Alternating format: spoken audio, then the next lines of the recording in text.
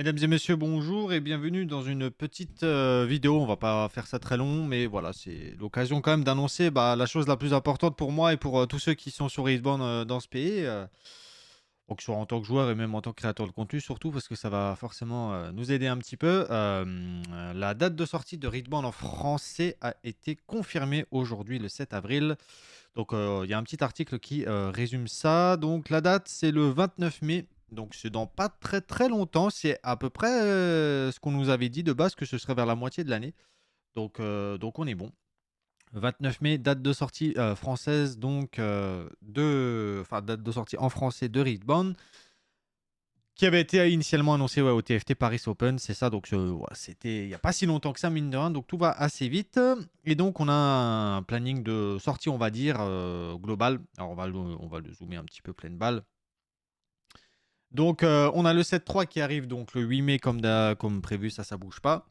Et après, le 29 mai, on a le premier set, donc Origin, qui sort en français avec les boosters, les decks de structure et le Proving Grounds qui ressort en français. C'est là que ça va être intéressant de récupérer les flashs qui s'appelleront autrement peut-être que Flash. Je sais pas, bon, on verra les traductions françaises. Ça, c'est un sujet qui m'intéresse en tant que personne qui a fait des études de langue et qui sait que Yu-Gi-Oh! Notamment a des traits françaises souvent catastrophiques. Donc, on va voir si c'est mieux sur Read ce serait cool. Donc, premier set seulement le 29 mai. Ils vont pas tout sortir d'un coup non plus. Ce serait un peu violent niveau logistique, j'ai envie de te dire.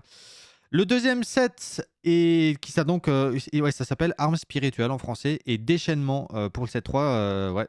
Donc, le set 2 et le set 3 sortent d'un seul coup le 24 juillet. Donc, même pas 2 mois après le premier set. Ça va aller vite de toute façon, tout ça. Donc, pareil, les structures deck sont inclus, les boosters évidemment. Et ouais, voilà, les boosters, les structures deck. Ensuite, on a Vendetta qui est le set 4 qui sort en anglais et en chinois. Donc, pas encore en français, littéralement une semaine après.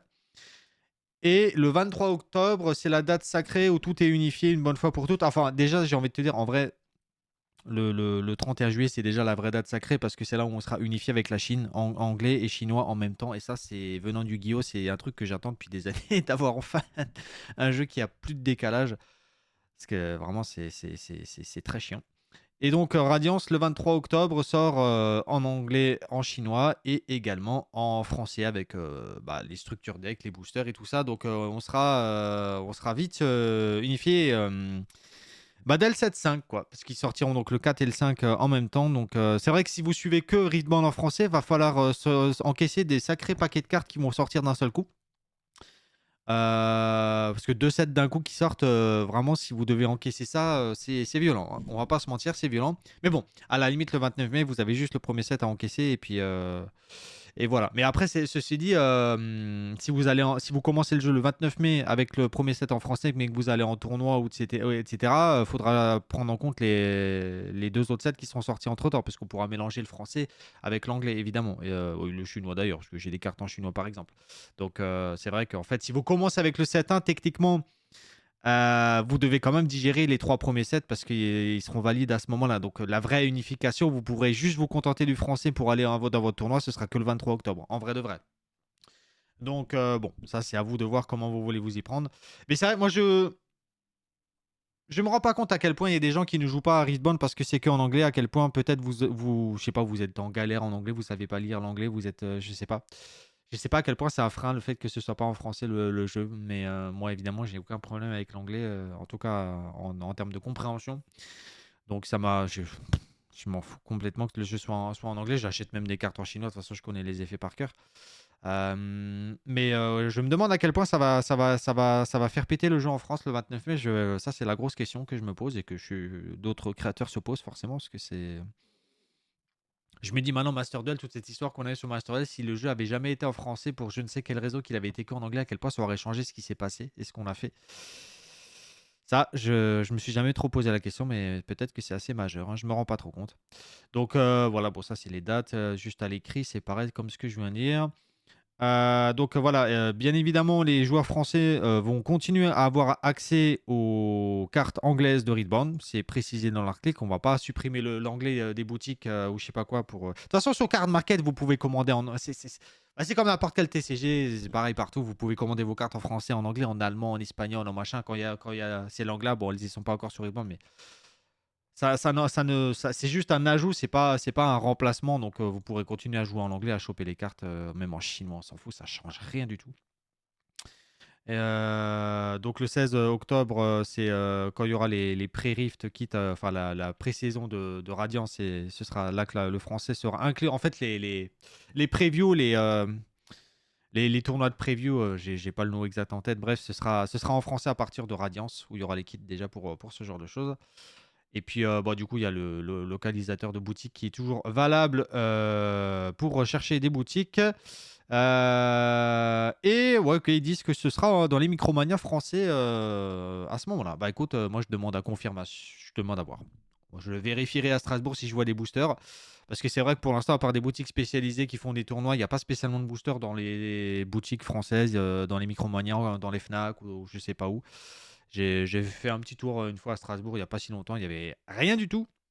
Donc c'est vrai que ça, si ça peut changer, ça rend le jeu tellement plus accessible pour tout le monde. Donc forcément, c'est cool. Et ouais, voilà, c'est à peu près tout en vrai. Avoir d'autres langues, parce que c'est vrai que normalement, enfin, après, je sais pas trop comment ça fonctionne pour les TCG, mais je sais que pour le jeu vidéo, par exemple, moi qui ai un pied dedans, quand tu sors le jeu en Europe, tu es obligé de le sortir dans les langues européennes les plus répandues. Donc, tu peux pas juste traduire ton jeu en français et ne pas t'occuper de l'allemand, l'italien, l'espagnol. En gros, c'est soit tout, soit rien. Mais pour les TCG, visiblement, bah, ils peuvent faire d'abord le français sans avoir à faire l'allemand, l'espagnol, etc. C'est un, c'est une autre industrie, c'est un autre secteur pour le coup. Mais du coup, je me dis quand même que. En fait, moi, je connais pas enfin, je connais pas League of Legends, je connais rien à la scène, à l'histoire, trop. Juste vraiment tout ce qui est grand public. Mais globalement, c'est pas mon univers. Donc, je sais pas à quel point vraiment League of Legends est incroyablement plus grand en France qu'en Allemagne, ou en Espagne, en Italie. J'en ai aucune putain d'idée. Je sais juste que le monde du streaming français est de toute façon assez énormissime. Donc par extension, vu que League of Legends c'est un peu une locomotive, c'était assez gros. Mais voilà, moi je sais pas. Je sais pas si ça veut dire aussi qu'il y aura bientôt le jeu en allemand, en espagnol, etc. Parce que évidemment, plus le jeu est traduit, mieux c'est pour le jeu, hein. Ça multiplie le nombre de joueurs par je sais pas combien. Mais voilà, bref, ça sort donc en français le 29 mai. Retenez bien la date. Et puis, bah, si vous voulez vous lancer pour le 29 mai, parce que bah, le français, c'est la seule langue que vous pouvez gérer, bah, je vous conseille d'anticiper un peu et de vous préparer. Comme ça, quand le jeu sort, vous chopez les cartes que vous voulez, vous savez ce qu'il vous faut. Et au niveau des règles et voilà, du rolling du jeu, etc., vous êtes un peu calé parce qu'encore une fois, ok, ça sort en français le 29 mai, mais si vous voulez faire des tournées et tout ça, il faudra jouer avec les 3 premiers sets d'un coup. Donc, ouais, faudra. Je vous conseille d'anticiper un petit peu et de pas attendre le 29 mai pour ça y est, c'est comment on joue au jeu, c'est quoi les règles, etc. C'est ce que j'avais fait à l'époque sur Master 2, j'avais beaucoup anticipé la sortie du jeu pour me préparer, ça me rappelle un peu cette époque-là. Bref.